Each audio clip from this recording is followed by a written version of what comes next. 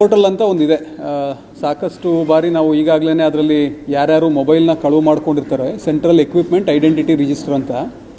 In case ಎಲ್ಲೋ ಬಸ್ಸಲ್ಲಿ ಹೋಗುವಾಗ mobile ಕಳ್ತನ ಆಯಿತು, ಅಥವಾ ಎಲ್ಲೋ ಹಾಸ್ಪಿಟ್ಲಲ್ಲಿ ಹೋದಾಗ ಮೊಬೈಲ್ನ ಇಟ್ಬಿಟ್ಟು ನಾನೇ ಮಿಸ್ ಮಾಡ್ಕೊಂಡಿದ್ದೀನಿ, ಅಥವಾ ಬೇರೆ ಇನ್ನೆಲ್ಲೋ ಇಟ್ಟು ಮರ್ತೋಗಿದ್ದೀನಿ, ಮೊಬೈಲ್ ಸಿಗ್ತಾ ಇಲ್ಲ, ಯಾರೋ ಕದ್ಕೊಂಡು ಹೋಗಿದ್ದಾರೆ, ಈ ರೀತಿ ಏನಾದ್ರು ಇತ್ತು ಅಂತಂದರೆ central equipment identity register CEIR ಅಂತ ಒಂದು ಪೋರ್ಟಲ್ ಮಾಡಿದ್ದಾರೆ.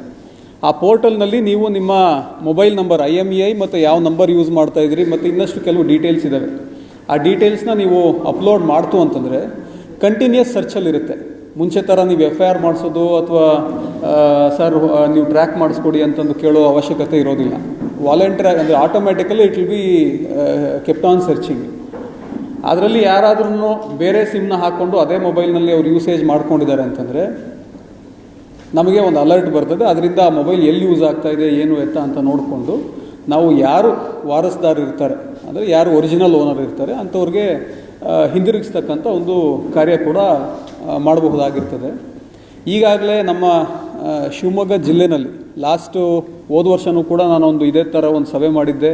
ಸುಮಾರು ಒಂದು 100 ಮೊಬೈಲ್ನ ನಾವು ರಿಕವರಿ ಮಾಡಿದ್ವಿ. ಯಾರ್ಯಾರು ಓನರ್ಸ್ ಇದ್ದರೆ ಅವ್ರಿಗೂ ಕೂಡ ಹ್ಯಾಂಡ್ ಓವರ್ ಮಾಡಿದ್ವಿ.